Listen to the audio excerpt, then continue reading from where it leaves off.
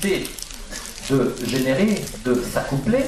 Alors, on a inventé à travers les siècles des systèmes différents.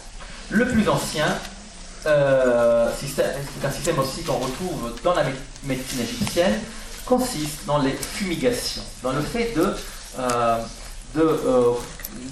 faire asseoir donc, la femme la femme hystérique sur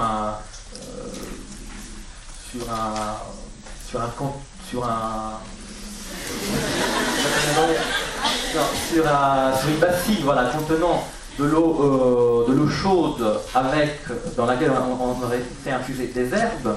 Et la première herbe utilisée contre l'hystérie, c'était le thym chez les Égyptiens. Donc des herbes de thym.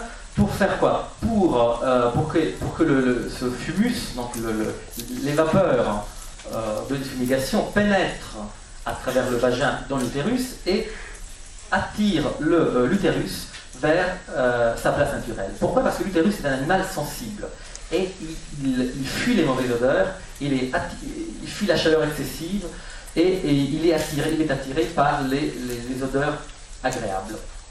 C'est pour ça que dans un des remèdes classiques aussi pour réveiller des femmes qui étaient tombées en syncope suite à une convulsion hystérique, c'était de leur faire sentir quelque chose de très désagréable.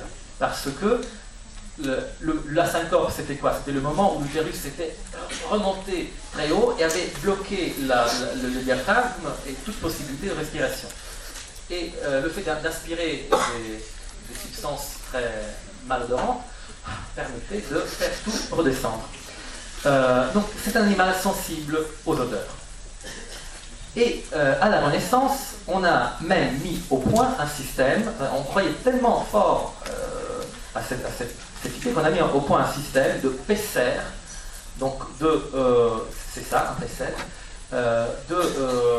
d'instruments qui permet d'écarter le vagin pour permettre de faire passer la quantité la plus importante possible de vapeur jusqu'à l'utérus et pour soigner ainsi l'utérus rebelle. Un autre système très